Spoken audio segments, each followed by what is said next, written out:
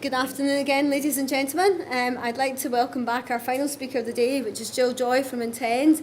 So Gill talked a little bit earlier about basic tendering. She's now going to talk a bit more about how you can improve your bid score. Thank you. Afternoon, everyone. Welcome back, those of you that are brave enough to hang on for yet another go. I'm going to do again, quite a sort of short presentation, obviously, but I've just been trying to pick off what I feel are the most important things for people to take into consideration in terms of improving your score.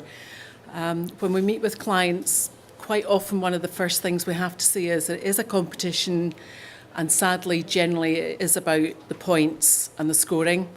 We have lots of experience of very good companies who've done rather badly in tenders, and it has all been down to perhaps just a few points rather than a major failure somewhere. So a very frustrating process, but there are definitely ways to kind of minimise, if you like, the chances of losing rather than winning. I'm going to cover initially a little bit about researching the market, because that is quite important, and this idea of the bid no bid process, because I don't want to go for absolutely everything. I'm going to mention quickly the ESPD, but only to the extent of the parts that you need to fill in properly so that you don't fail at that first stage of a tender for the European Single Procurement Document. On to the tips, and I've picked really just three main areas, I think, where people tend to lose points more quickly. I'm going to mention community benefits, because that is increasingly part now of tenders, and quite often it's scoring. It can be up to 10 or 15% in certain tenders, so very important that you get to grips with that and answer it properly. And finish off just quickly on what you need to be doing to get organised behind the scenes. A good tender desk and tender library can save you a huge amount of time when you're filling in your tenders. So researching the market, the Supplier Development Programme, events and activities, I think as we've said, obviously throughout the day today, are there to help you find out what's going on. It's there to help you meet buyers, obviously through events like this as well. And it has webinars too, so it's not necessarily a case that you have to turn up in person, which can be quite demanding if you're a small company. So again, I would encourage everyone to be looking at that and picking off as much information as you can. But when it comes to researching the Scottish market, I'm going to really just talk about Public Contracts Scotland here, but the same does apply south of the border through other portals. The way that the information's transmitted nowadays gives us as suppliers a massive opportunity to find out who's doing what, and in particular this idea of the bid no bid and getting geared up for contracts as well. We time and again get people turning up and they've been on holiday, someone's got their eye off the ball, and a really big deal contract has come out for them and they've suddenly only got 1 week left to fill it in, and you're immediately disabled in terms of getting a good tender in. So using PCS properly and in advance of any tenders that you might be looking at can make a big difference. I don't know, how many people went along to Linda's presentation just before this one? A few folk. Okay, on Public Contracts Scotland, there's a tab when you log in called Suppliers, and on the left-hand side, there's a box with various different types of search opportunities. And this is where, if we have a new client, for example, who's maybe starting to get a feel for where they are, what the contracts are doing, we would advise them to start working their way through this search box. The first tab is Search the Buyer, and then the second one circled are something called Advanced Search and Contracts Register. So I'm just very quickly going to mention how we would expect to use those. The search for buyer, if you know who you're looking for, so up here you might decide to work your way around all the different local authorities, NHS, that's fine, you can search for them by name and pull them up. But it's sometimes quite interesting to go down to the next box, which is sector, and if you click on that, it'll open up and give you a chance to pull up all the records for example, housing associations, So literally hundreds of housing associations on PCS. I use it quite often to find what they call here the Scottish non-departmental public bodies, which is a very long way of saying quangos, effectively. So people who use the public sector system, you probably don't know who they are, but they might be interested because they have to buy everything that some of the bigger government departments do as well. And it's a good opportunity as a small bidder, perhaps initially. So under Search the Buyer, I'd be pulling up some of those and opening up the profiles. And then under Advanced, I'd be tending then to put in perhaps some keywords. So again, a client knew, I've put in here window or windows as an example. Somebody doing windows, doors, that type of work. You can do your search, include some archive notices, and it will give you a big long list of any contract notices that have ever been published. Some of them might be open, so you might already be able to bid and express an interest. But probably more interesting, you'd get the list of contract awards. And that now includes, in many cases, the awards for quick quotes. Quick quotes we mentioned in the earlier section, but that's anything that's under £50,000 in value. So again, finding out who's winning those could be quite interesting if you're a smaller organisation. And it might also bring up what we call prior information notices. So that's where they have a bit of advance contact with the market. A tender's due to be published, but not for a few months, but it gives you a heads up as to what's coming up. This is a great project if anyone has a student coming in over the summer, because it does take quite a while to trawl through. But an intern, a student post, give them your keywords and get them to trawl through and start bringing you back some of the data that's in PCS. And then finally, you can also search through what they call the contracts register.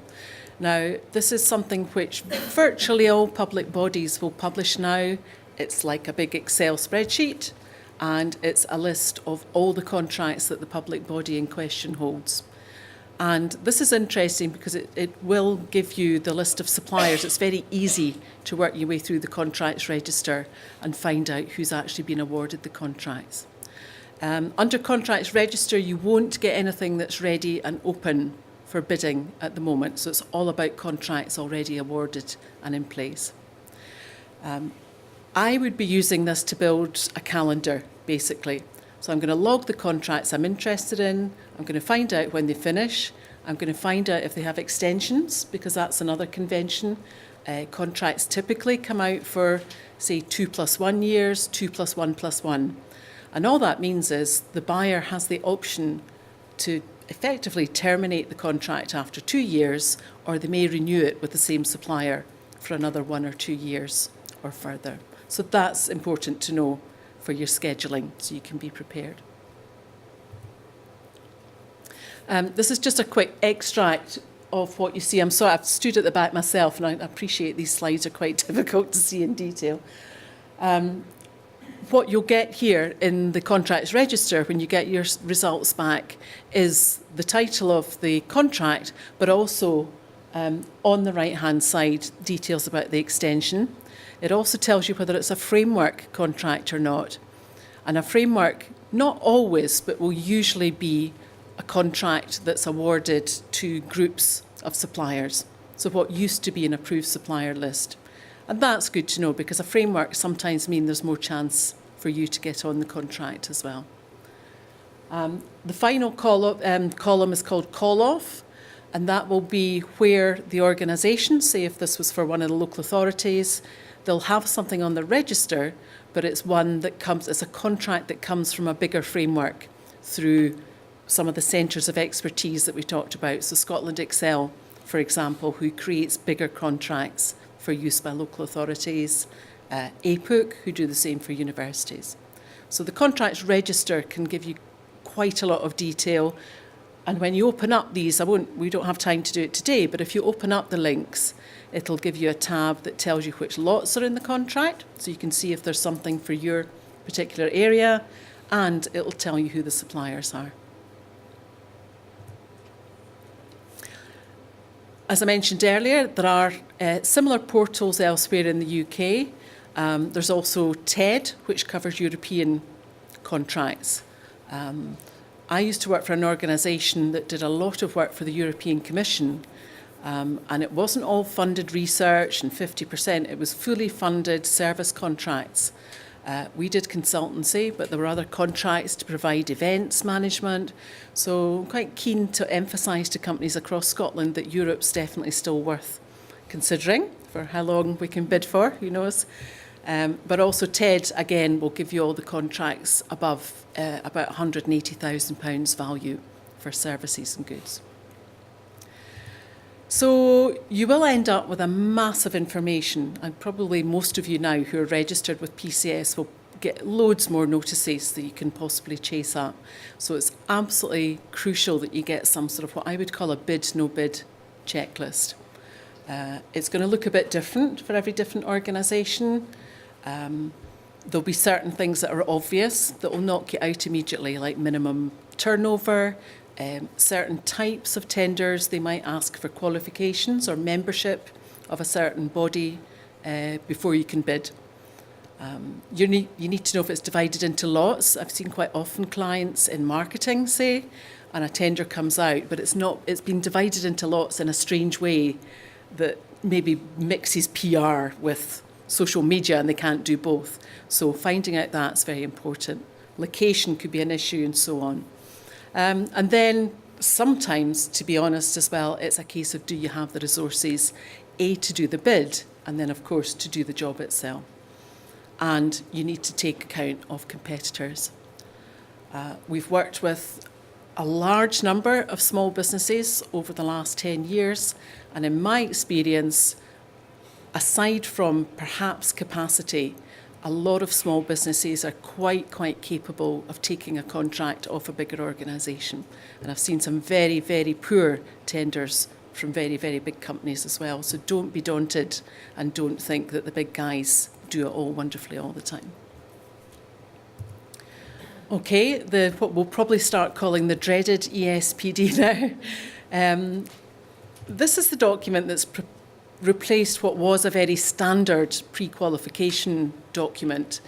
Up to a point, however, with the old document, that the buyers used to be able to add in quite a lot of questions. And typically they used to do that with health and safety. So you would end up with pages and pages of very tricky documents.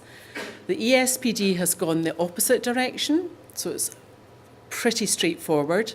It's issued to the buyer as a set of standard questions, and the buyer can decide how many questions they can include. So they can take questions out, but they can't put any back in again. However, a lot of them, if they're not experienced, tend to dump the whole of the ESPD, and you end up with a whole load of questions that are frankly not even relevant to the bid. So at that point, you need to get back in the Q&A and challenge that and ask them to specify what they're looking for. Like the PQQ, it's backwards looking, so you're not going to be asked any questions about how will you do the job. It's who are you now, what's your capability, and in particular, what are your credentials and experience. And the contract notice should be used to outline any minimum criteria and the number of questions that they want you to answer. It doesn't always happen that way. Sometimes you have to open up the documents and find out. I've just done a kind of schematic here just to sort of quickly show, otherwise it's pages. There is a separate course, by the way, on the ESPD, if you so desire, through the Supplier Development Programme. The first three parts are extremely straightforward. Company information, insurances, so on. Part 3, we tend to call the yes-no questions, all about business probity, criminal activity, all of that. And it's Part 4, where the buyer can decide which questions to include. I've highlighted here in green the 4 A and B questions because they refer to things like insurance, turnover, and something called ratios. So you may be asked to extract some information from your accounts, generally about assets over liabilities, quite the sort of basic checks that buyers tend to do. And then in the centre is the 4C question, and this is the one where generally you're asked to give a minimum of 2 examples of a relevant contract. Now, at this point, in certain parts of the tender, there might be a filtering process, if it's what they call the restricted procedure. So you might only get this document, and unless you fill everything in correctly and get the right references, you may not go forward to the next stage. I've seen loads of people fill in this 4C part with 1 or 2 lines as a description of the contract, and that won't work. You've got to give a good account of the project, how you ran it, what you delivered, and you've got to write it in a way that the buyer recognises it's relevant. So you might know it's the same as what they're asking for, but the buyer might not realise that. So again, all sorts of techniques to put in enough information there. Some of the other questions, just underneath the yellow part here, you quite commonly in certain areas get asked for a list of plant and equipment. Now that needs to include things like your IT systems. It's not all about JCBs and whatever. You might have a nice fleet of vehicles, for example, if you're doing social care, anything like that, IT, SharePoint, anything else that you can use as well. And then there are some questions, not all of them appear, but occasionally things like your staff numbers, supply chain for some buyers is important, they want to know about that. And quite often now there's a question that asks you about environmental measures. And regardless of how small you are, there will be things that you can do to describe there. And then the part 4D questions, currently they only have 2. Quality and environmental management systems. So you've noticed that health and safety doesn't appear anywhere so far, but in fact generally they'll group health and safety in with quality as well. A bit like the old PQQ, do you have a standard certification? ISO 9001, 14001. If not, what do you have? And at the ESPD stage, all you have to do is a small list and description. And then if you get through, they'll come back and ask you for more details. And at that point, you will, if you don't have ISO, need to have a good description of how you measure quality. And it's very straightforward. If it's like ISO, what are the steps of the job? What do you do at each stage to make sure it's done properly? Who does that? And possibly what do you do if it's not right? And that could be half a page table.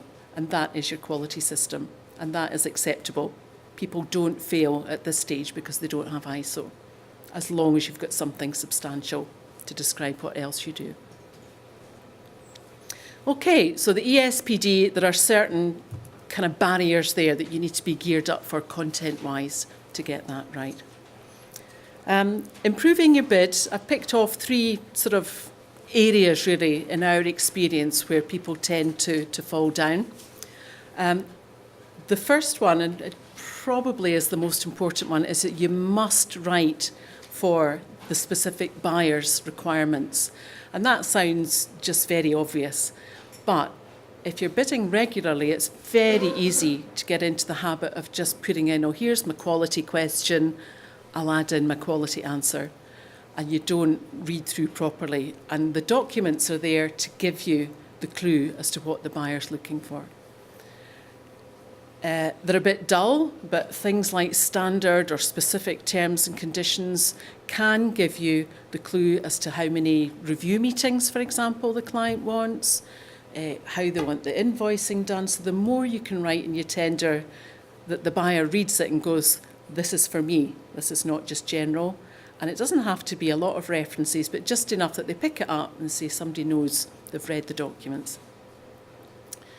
We tend to do a kind of checklist thing, or a bid plan. So as soon as you get the documents, read them through, make a few notes, and then you can go and brief the others in your team or any subcontractors. So don't give them the whole documents over. You can give them this as a kind of briefing note beforehand. Watch out for terminology. I don't know if anybody's involved in social care type contracts, but we've seen quite a few where sometimes they'll use the term service user. And I've seen a few where they definitely don't use service user. And if you did in your bid, it might not be picked up so well. They'll talk about people we care for or something like that. So just be aware. Another one is things like the contract manager. So on the client side, what do they call that person? Is it a contract administrator or some sort of other terminology? The other advantage, obviously, in reading everything straight off is you get your questions in early, and that allows you to then write properly from the get-go. Area 2 is all about really writing enough and making sure that you answer the question properly. And in our experience, the best way to do this, sadly, is back to exam technique that you might have done at school, to be honest. Read the question thoroughly and then literally structure your answer. And you can do that handwritten. It doesn't have to be a big database or anything particularly complicated. But you say, what am I going to write about and what are the different headings? And most questions now that you get tend to come in not just one question, but areas. Here's a question, please consider, and then a list of bullet points. And you have to literally follow through and make sure that you answer each of those. And probably at least 3 times a week, we'll look at tenders and somebody's missed out one of the bullets, not answered it, and immediately lost whatever 25 of the 100 points they get. What else? It's got to be evidence and facts, not opinions. So none of this, we have vast experience, we're a high quality, blah, blah organisation. That's 0 points effectively. You've got to come up with, here's what we're going to do, and this is why we're going to do it, and we've done it before, and here's an example. Okay? And try not to sort of assume any knowledge. It is quite difficult if you're the incumbent. I sometimes think that's the hardest bit to write. Quite commonly now, and particularly I don't know if anybody went to the presentation on PCS tender. If you're using PCS tender, the default response might be a box with 2,000 characters.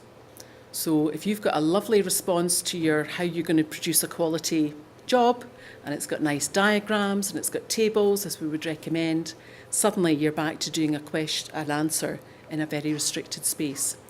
So increasingly now, in our tender library, with the people that we're working with, we've got a parallel library. So we've got an answer for the 2,000 character version, and we've got a fuller answer where we can do an expanded one as well.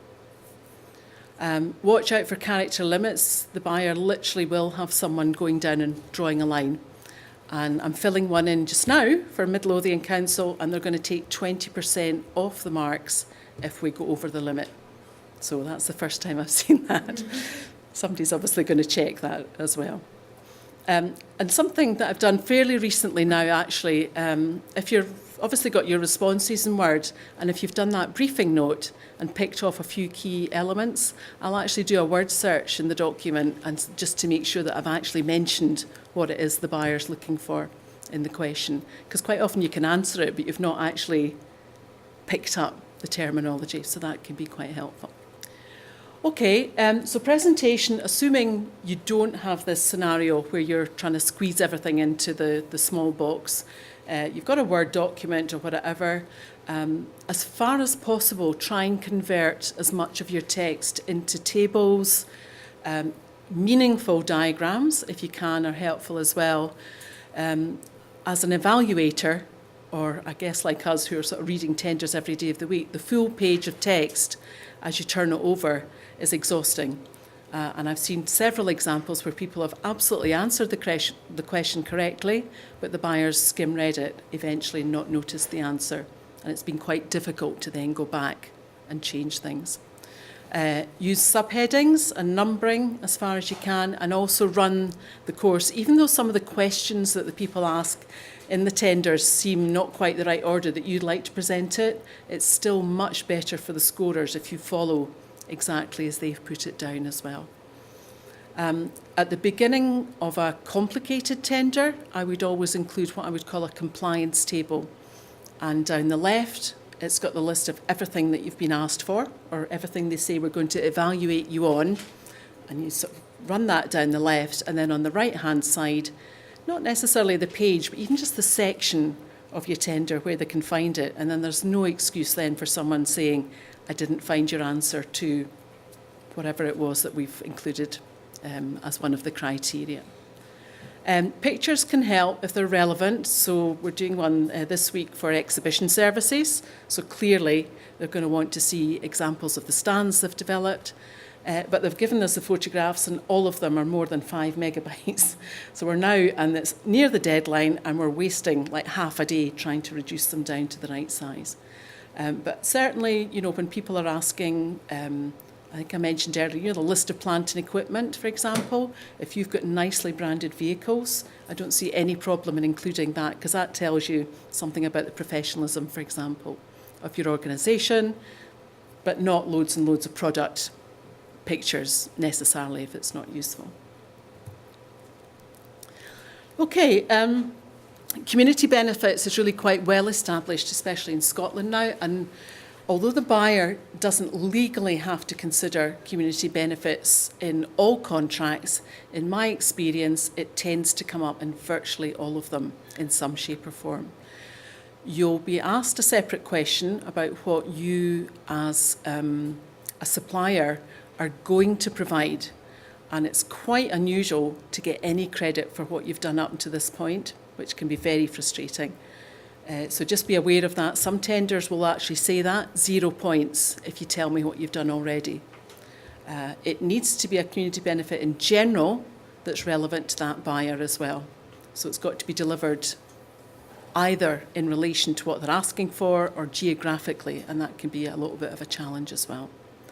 It falls into the main areas of employment, so taking on any new staff at all. Some people give you credit for even retaining jobs, which could be quite good.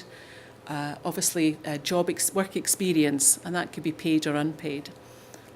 Links with schools and colleges. Now, that can be quite helpful if you're not in the area, so you could still go along to a school or a college and do a presentation on your industry, the skills needed. I don't know what it's like to work in, I'm trying to think, like a training company or a marketing company, something like that. You can also still include elements of support for community. So what can you do to help a local group in terms of capacity building? Now, that doesn't necessarily have to mean that you give them donations. Quite a lot of community groups would benefit from financial advice. So if you've got somebody financial manager in your team, they might give a few hours of their time or help with marketing. So you have to think quite kind of widely how to get yourself involved in this. And generally links are encouraged that help, if you can bring in any other small business or third sector organisation into your supply chain to help with part of the delivery of the contract. The questions might be scored or not scored, and that's something, again, you'd want to find out quite quickly. But if they're scored, it will be on the evaluation sheet, you'll find out. It should be linked to the value of the contract, but again, I've filled in quite a few recently where they're very demanding for a very small piece of work. And that, again, you could technically challenge. I've not seen anything being reduced so far, but it is discriminatory if it asks too much of small businesses. And increasingly now, which is quite nice, I think, you'll get a shopping list of options. So rather than you thinking, what am I going to talk about here, they'll give you a list of things you can do and a certain number of points for each and say, well, you need to get 30 community benefit points and you can choose how to do that.